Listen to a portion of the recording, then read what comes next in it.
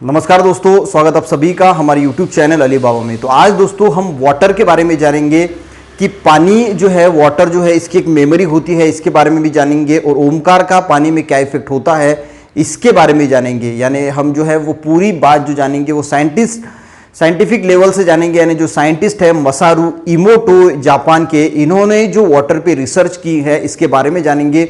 और ओमकार का क्या इफेक्ट होता है, बहुत इंटरेस्टिंग है, पूरा वीडियो जरूर देखिएगा कि पानी पे इसका क्या इफेक्ट होता है।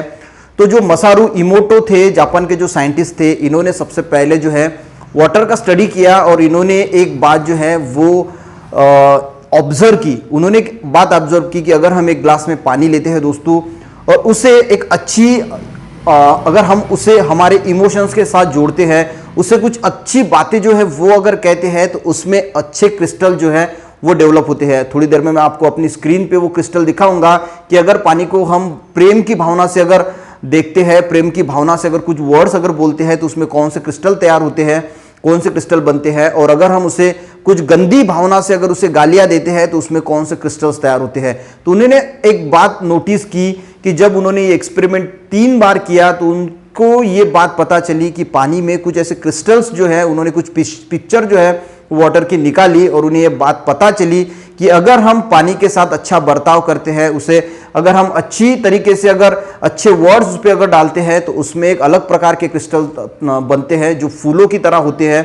और अगर हम उसे गाली या गलौज या देते हैं, कुछ अगर बुरी चीजें अगर हम उसे कहते हैं, बुरी चीजों के संगत में ऐसे पानी को अगर रखते हैं, तो उसमें कुछ ऐसी जो क्रिस्टल्स तैयार होते हैं, बहुत टूटे हुए क्रिस्टल्स पाए जाते हैं, या फिर कांटों जैसे क्रिस्टल जो है वो हमें देखने को मिल सकते हैं। तो ये जो देख रहे हैं आप, ये दोस्तों वाटर को जो क्रिस्टल्स जो बनते हैं वाटर में, उसकी जो है वो पिक्चर है।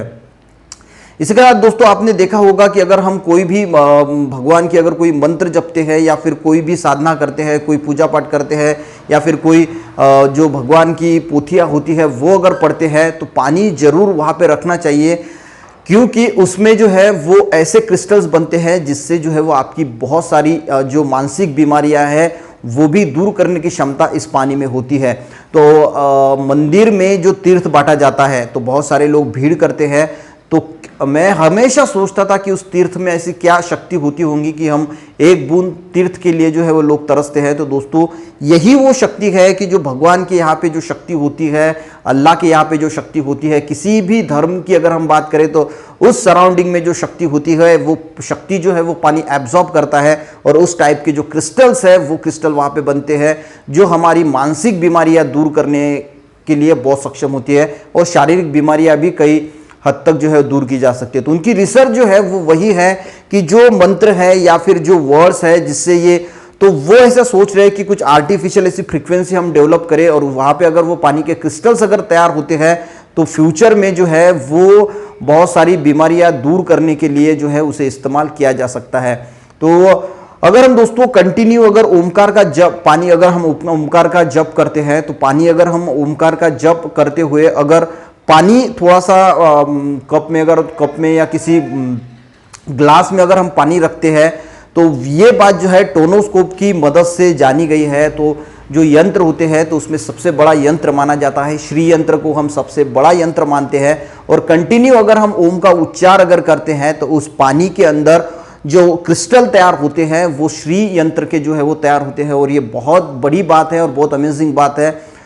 तो वो श्री यंत्र अगर पानी में तैयार होता है ओमकार मेडिटेशन से, तो आप सोच सकते हैं कि जो सराउंडिंग जो है वो कितना ओमकार की मदद से जो है वो अच्छा हो सकता है।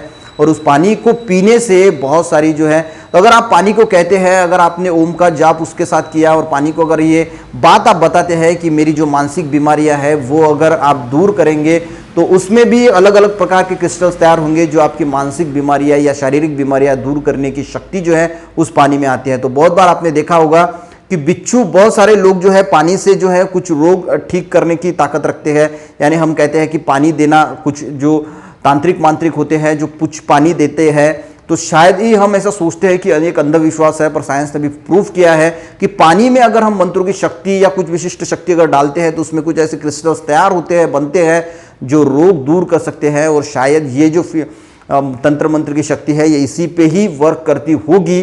तो बहुत बार मैंने देखा है कि जो बिच्छू अगर हमें काट डालता है तो बिच्छू जो है वो मंत्र की शक्ति से ही जो है पानी की शक्ति से उसे उतारते हैं। तो इसमें भी कहीं ना कहीं साइंस जरूर छुपा होगा, पर अभी उसकी रिसर्च जो है वो पूरी तरह से होनी बाकी होगी। तो यही दोस्तों कुछ बातें थी जो मसारू इमोटो ने खोज निकाली कि पानी की भी याददाश्त होती है। हम जैसे पानी के साथ बर्ताव करते हैं वैसा ही पानी हमारे बीच जाने के बाद, हमारे शरीर के अंदर जाने के बाद हमारे साथ बर्ताव करता है।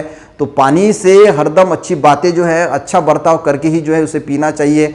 और हो सके तो ओमकार का जप करते वक्त जो है वो पानी हमारे सामने रखना चाहिए। उसमें श्री यंत्र डेवलप होता है, जो इमेज भी आपको मैंने दिखाई। तो ये पानी के बारे में दोस्तों कुछ बातें जो है वो मैंने आपको बताई। अच्छी लगी वीडियो तो ज़रूर लाइक करें, दोस्तों को शेयर करें। और दोस्तों अगर आप साइंस के स्टूडेंट हैं तो चैनल को ज़रूर सब्सक्राइब करें। वीडियो देखने के लिए दोस्तों थैंक यू वेरी मच।